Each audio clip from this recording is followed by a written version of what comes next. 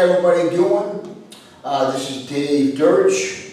Okay, what this part show is going to be about is your normal weapons that you have in your house, how to use them, how to work with them, and understanding them. Well, as you see, we got a new area here. I did a bunch of remodeling. We got some mats down, we got things all fixed up. We just got a little bit more to do and we'll be totally done. But this is going to be our training area from now on. And of course, when we can go outside, we'll be going outside. Because we love to do that because the environment is so important. And you have to understand that. So with that said, I got my cell phone here, you know, that I'm using for some notes.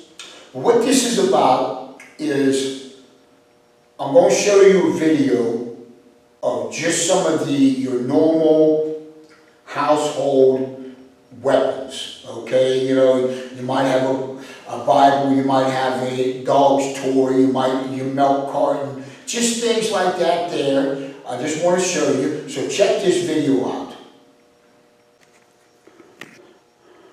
Okay, what I'm recording here is some of your stuff that you have in your house that could possibly just be normal things. Of course, we have a chair,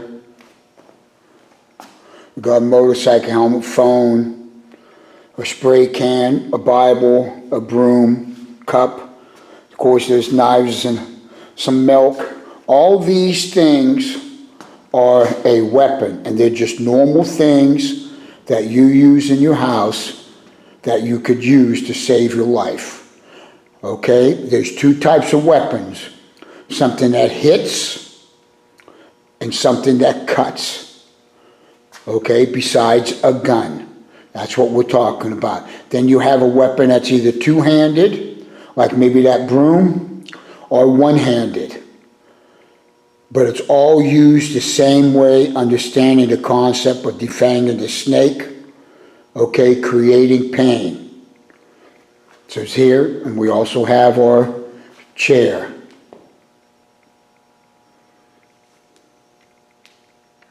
Okay, so you check that out. So you see the different stuff there. This is just normal, everyday items that you have in your house. Understanding the weapon, now besides a gun, you have two types of weapons. You have something that hits, and you have something that cuts. And then you have something that will be a one-handed weapon, and you have something that is a two-handed weapon. And we have the concept that we are what? We are always trying to defang the snake. We're trying to hit the closest target to us. And while we're doing that, though, we are also moving. We are always moving. We're never just standing there, of course, unless we get put against the wall. And if there too, we're still adjusting, we're moving. But we're never just stand there becoming concrete and do nothing whatsoever. Okay? So I'm going to give you an idea how to use these different weapons. And what's great about this art is that it's all used the same way. It's all used the same way. Nothing really changes. So it ain't like in karate, you know, I got a Japanese sword and I use the Japanese sword this way, you know, and I'm in a kung fu and I got a Chinese sword and I use the Chinese sword this way, and you know, different things like that. Doesn't matter. I'll use a Chinese sword and cut you with a Japanese slice. None of that stuff matters, okay? In fact, that concept of looking at stuff that way and everything is really totally wrong, okay? Because if I have a blade or a sword, no matter how I wing it at you, I'm going to cut you, okay? So there are moves, don't get me wrong there, of how to use something, just like anything at all, okay? The better way to use something. Well, let's face it, I could be the worst sword fighter in the world and swing a sword and still cut you. Or even the worst knife fighter. Or the worst clubber in the world and still hit you. None of that matters, okay? So you don't have to be a master or anything like that. But I'm going to give you ideas of how to use these weapons, okay? Now, let's that said, let me step over here and grab here. All right, here we got a speaker. This is just a normal speaker, okay? All right? Now, most people, when they have something like this, they would be like swinging it this way, swinging it that way, and going like this, and going nuts like this here. You don't want to do that, okay? First, let's look at the weapon. We have flat ends, which you can hit with, going to hurt. Then we have corners, which is going to be a lot worse, okay? So that understanding of that there, so you could use a corner or you could hit with the flat, okay? Now let's say this person's coming at you and his hands are in front of you. You don't hit the hands, okay? If his hands are back, if his head's first, hit the head. If his leg's there, hit the leg, okay? But if I had this here, was using it, this is how I'd be using this. So I'd be moving. I don't want to move too much because it can, but I'd be hitting like this, and I'd be hitting, see, and I'd be keeping things tight inside my four corners, 1, 2, 3, 4. I'm not going to make these wide movements, or I'm not going to stand right here and swing at him, and then he comes and he gets me. So I'm going to be moving. So see, I could poke, so I could use the corner bench, I could use the flat. That's how I'm going to move. I'm going to bench, see. So anything that comes, I'm going to hit, I'm going to attack. And I'm going to be moving, okay? So everything's used the same way. Even if I had this chair, see, the chair would be the same way. So I'd be moving, see? I'm not going to swing this chair, do this, do that. It's too wide of movements, okay? I want to hit and I want to move. So I got the legs I can hit, see? I can turn the chair however I want to turn the chair, see, and move, see? And I got it in front of me, covering me, okay? The key is, I am not making these long, foolish movements like this, giving somebody time to come in.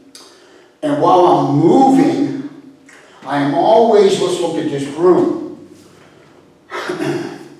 If I was to swing this broom here, let's look at this. This would be 0, okay?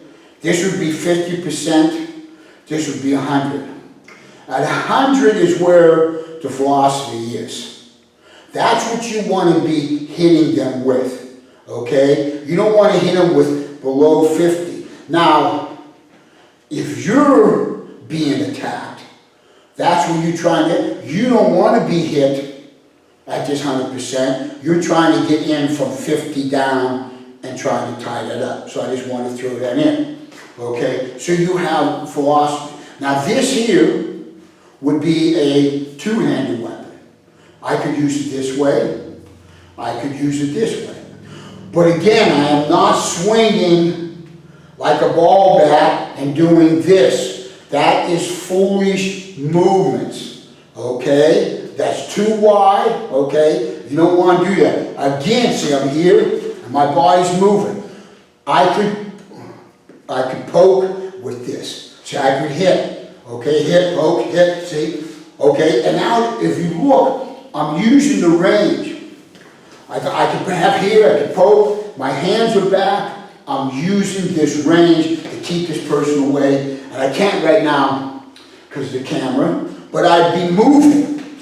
I'd be moving. How would they come and hit? Move, move, see? And I'd be shooting like this here and hitting them. Now this would be what would be called a two-handed weapon, you know, at least for me. But again, you don't want to make these wide movements. So here we have a garbage can. It's the same thing.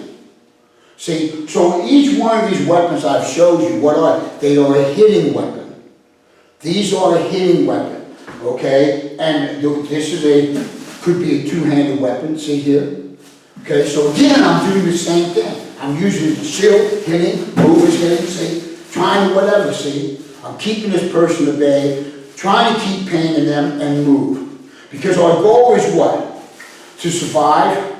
We are sitting here looking at the average person. Okay, here's a candle. See? So I'm hit same thing, see? Nothing changed, you see? I'm moving and I'm trying to hit home, see? Hit and move. My cell phone, I don't have it on me. I have a wallet. My wallet is metal. Okay? So nothing changed. The thing that did change, like I said, you could either have a one-handed weapon or you could have a two-handed weapon. Now, with that understanding, the range changes. See?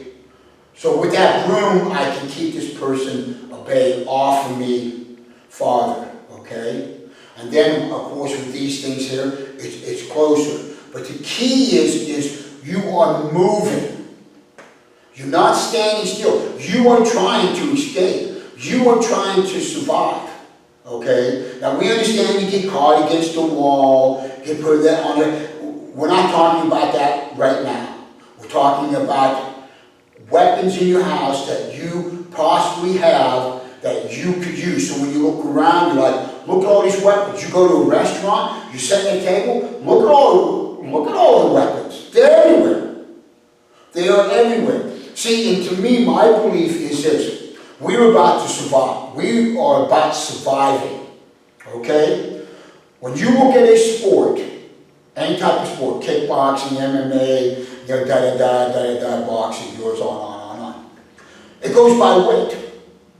So if you're 10, 12, 13 pounds heavier than me, you're in another weight class. Why is that? Because it's not fair. It's not fair. That's why.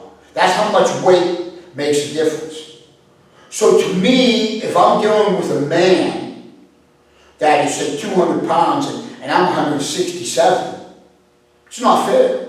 I'm going to get an equalizer. And what I mean by equalizer is if I can't get some type of weapon, then I'm going to use things like my elbows, different things on me to destroy with. But if I can get a weapon, I'm going to grab a weapon. I'm going to equal this out. This stuff is not fair. Now, I understand the law and all that stuff there, but the thing is, you know, you are trying to survive for that moment in time. And I'm just pointing out. So you have all types of weapons in your house, in a restaurant, just about anywhere that you go, you know, that you would go. I'm sitting here looking at my phone here, you know, and what I'm doing, I'm reading some things that they put on the internet as far as martial arts and fighting and different things like that there, you know, the normal karate round, the normal thing like that there. And like, here's one here. 3 common mistakes that beginners make in martial arts. Well, I mean, you know, 3 common mistakes. And now I didn't go online and see what these common mistakes are, but you're a beginner, okay? And what are they looking at as far as even mistakes, okay? See, I don't know what they're even looking at as far as mistakes. Excuse me, there my phone went off. I didn't have it on silent. I do now. Anyways, so 3 common mistakes. As you're a beginner, there's going to be many of mistakes. But the key is, when you're training, when you're doing it, you want to functionalize, you want to make it alive. That's moving, you want to make it real, you know.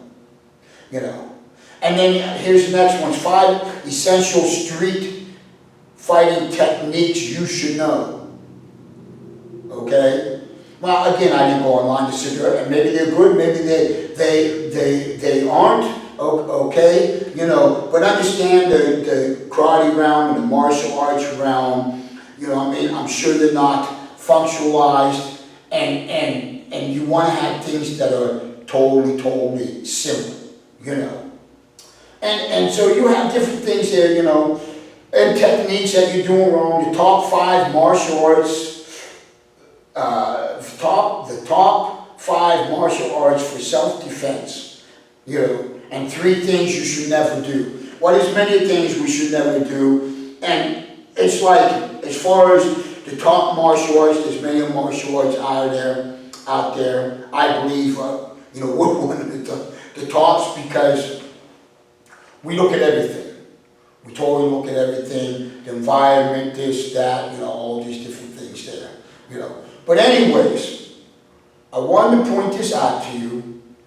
The normal weapons that you have in your house and how many they are, okay? No matter what they are. Everything is a weapon and everything is used the same way. So you're at the restaurant, you're even in your car, what you got in your purse, your cell phone, you got your purse, you got, your keys, you got different things like that there, see, and how to use them. You're always trying to defang the snake. Now, I get people say to me, well, they think this is fool, and that's their opinion, and I got no problem with it. And the reason why they've never experienced it, like an elbow destruction at top there, they've never experienced it. Once they experience it, that would change, okay? But you have all types of weapons. You were trying to survive. You were trying to escape this scenario and doing the best you can. I am not talking to, martial artists who've been doing stuff for 20 years, black belts, professional. I'm not talking about. I'm talking to the average person, giving them an understanding of how they can save themselves in a scenario if it was to unfortunately happen. Okay? So I want to thank you. Please subscribe, like us, and please tell all your friends about us. And anything you'd like me to go over, don't hesitate to ask. Thank you and stay safe.